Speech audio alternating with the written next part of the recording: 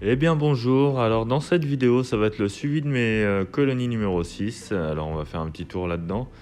Il y a eu un petit peu d'évolution, pas encore de naissance mais ça se développe. Donc voici mes Messor Barbarus. Alors ça grignote, là on en voit deux en train de décortiquer une graine.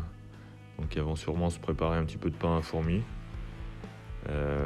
Après avoir enregistré cette vidéo justement, j'en ai vu une en train d'en mastiquer du pain à fourmis, donc dommage, ce sera pour une prochaine vidéo, vous verrez ça.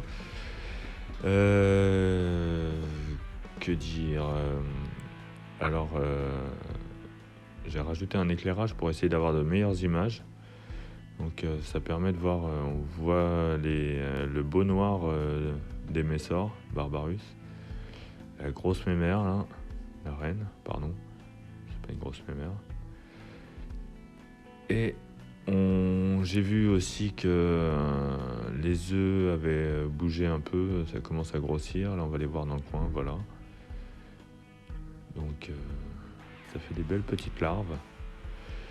Alors, en fait, toutes les colonies sont sorties de diapause parce que j'ai vu qu'il y avait évolution des œufs, ça gigote, même les lasus, vous verrez.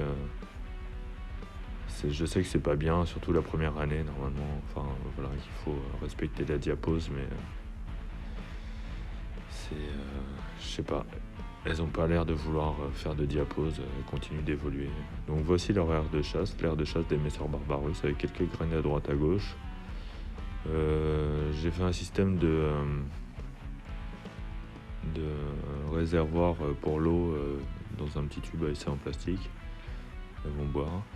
Alors voici les Crématogaster scutellaris qui sont enfin arrivés dans leur nid.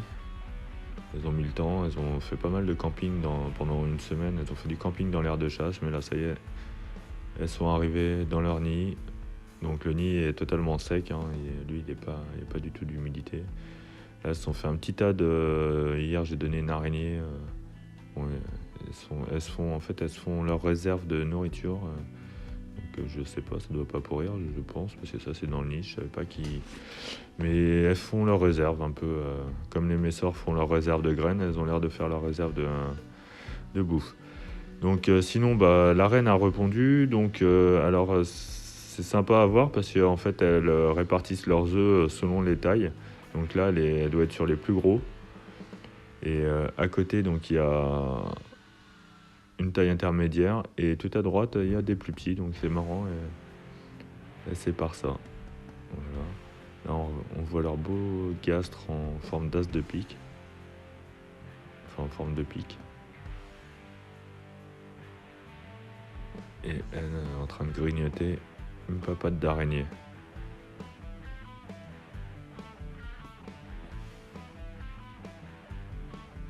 Voilà, la reine.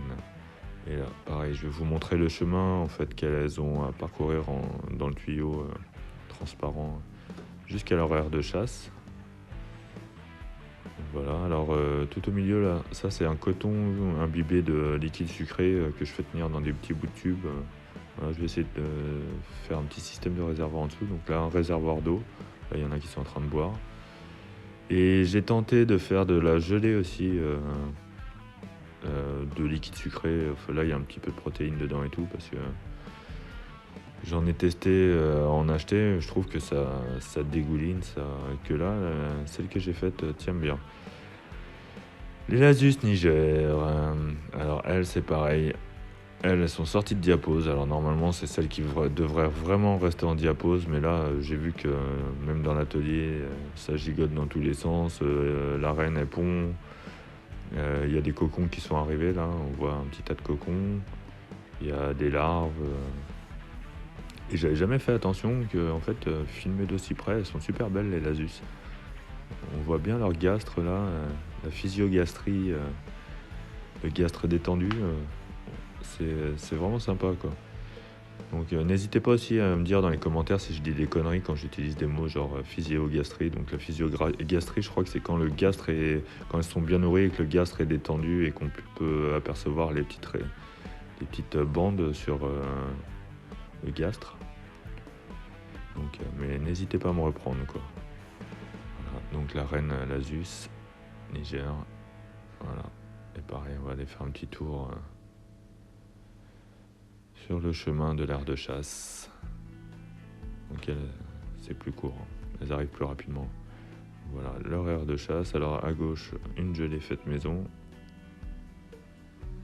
Qui se tient bien, là ça fait 3-4 jours qu'elle est dedans. Donc je pense que je vais changer tous les 4-5 jours pour pas que ça moisisse. Et là c'est mes Camponotus barbaricus. C'est celles que je trouve les plus belles dans toutes mes espèces là. Donc je dois avoir 5 espèces différentes maintenant. Donc je les trouve super belles, quoi. Autant les ouvrières que la reine. Là donc la physiogastrie se voit bien sur les ouvrières. J'ai vu qu'il y en avait qui donnaient des colorants, qui mettaient des colorants alimentaires justement pour par exemple mettre du jaune ou du rouge et que les petites bandes ressortent de différentes couleurs. Je testerai peut-être un jour, si c'est pas nocif pour elles, je testerai peut-être un jour, ça peut être marrant.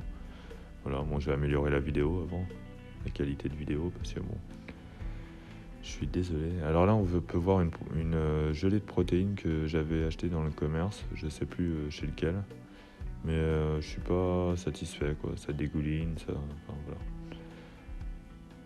Et c'est pareil, elles, les œufs, ça se développe, ça grandit, bon c'est assez long, hein, les Camponotus.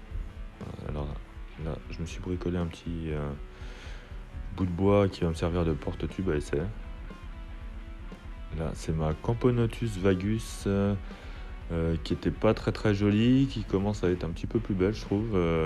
D'ailleurs, je l'ai même opéré une fois parce que vous voyez là sur son gastre, en fait, il y a un petit, comme une espèce de caillasse là, et en fait, elle en avait un de l'autre côté, mais qui était beaucoup plus gros, et donc j'ai réussi à la bloquer avec un pinceau en la sortant du tube. Je l'ai bloqué avec un pinceau et je l'ai enlevé à la pince à épiler, et ça va, ça a été. J'avais voulu tenter le coup parce que ça avait l'air de la gêner, et puis nickel. Voilà. Donc ça c'est la deuxième fondation de Camponotus barbaricus. Elles sont 3, elles se développent gentiment. C'est pareil. Alors celle-là, je pense que je sais pas si je les garderai. Je vais peut-être les faire se développer et les revendre ou les faire gagner, ou je sais pas encore. Je sais pas, je verrai plus tard. Mais en tout cas, j'ai envie de les faire se développer en tube à essai là, avec la petite mini herche de chasse. Et celle-ci, c'est donc une Jean Messor Barbarus. Donc elle m'a été offerte avec les Crématogaster scutellaris par fourmicity.com. Et donc là, elle fait la gueule parce que je l'ai sortie de sa petite cachette. On va attendre qu'elle ponde et puis ce sera à suivre. Alors je vous remercie d'avoir regardé jusqu'au bout. Allez, ciao!